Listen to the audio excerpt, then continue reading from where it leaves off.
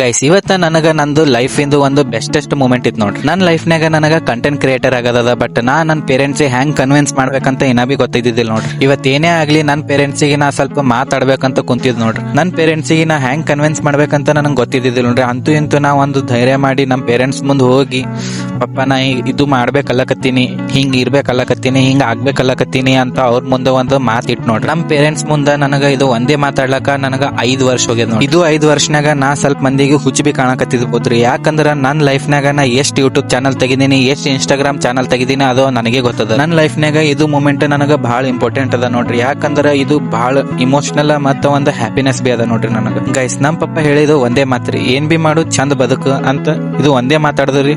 But ನನ್ನ ಕಣ್ಣಾಗ ನೀರೇ ನಿಂತಿಲ್ಲ. ನಾ ಇಷ್ಟು ದಿನ ಯಾಕೆ ಅಂಜಿಲಕತ್ತಿದಂದ್ರ ನಮ್ಮ ಪೇರೆಂಟ್ಸ್ ಅಷ್ಟು ಸ್ಟ್ರಿಕ್ಟ್ ನನಗ ಎಲ್ಲಿ ಬಿ ಕಂಡಿಲ್ಲ. ನಾ ಇಷ್ಟು ದೊಡ್ಡವನೇ ಆಗಿನ್ರಿ ಖರೆ ರೀ, ಬಟ್ ನನಗ ಅವ್ರ ಮುಂದೆ ಇನ್ನತನ ನಿಂತಿ ಮಾತಾಡ್ಲಕ್ಕ, ಅವ್ರ ಮುಂದೆ ಏನ್ ಬಿ ಹೇಳ್ಕೊಳಕ ಆಗಿಲ್ಲ. ಬಟ್ ಇವತ್ತ ನನ್ನ ಪೇರೆಂಟ್ಸ್ ನನಗೆ ಈ ತರಾನು ಸಪೋರ್ಟ್ ಮಾಡ್ತಾರಂತ ನನಗೂ ಇವತ್ತೇ ಗೊತ್ತಾಯ್ತು. ಗೈಸ್ ಪೇರೆಂಟ್ಸ್ ಸಪೋರ್ಟ್ ಮಾಡ್ಲಕತ್ತಾರಂತ ಈಗ ಗೊತ್ತಾಗಿದ್ರಿ, ಬಟ್ ಈಗ ಮುಂದೆ ನೀವು ಬಿ ಸಪೋರ್ಟ್ ಮಾಡ್ತೀರಂತ ನನಗೆ ಗೊತ್ತು. ಗೈಸ್ ನನ್ನ ಲೈಫಿನ ಜರ್ನಿ ಈಗ ಸ್ಟಾರ್ಟ್ ಆಗ್ಲಕತ್ತದಂತ ನನಗೆ ಅನ್ಸ್ಲಕತ್ತದ್ರಿ. ಅಂಡ್ ನಿಮ್ಮೆಲ್ಲರದು ಪ್ರೀತಿ ನನ್ನ ಜೊತೆ ಯಾವಾಗ ಬಿ ಹಿಂಗೆ ಇರ್ಲಿ ಅಂತ ಕೇಳ್ಕೊತೀನಿ.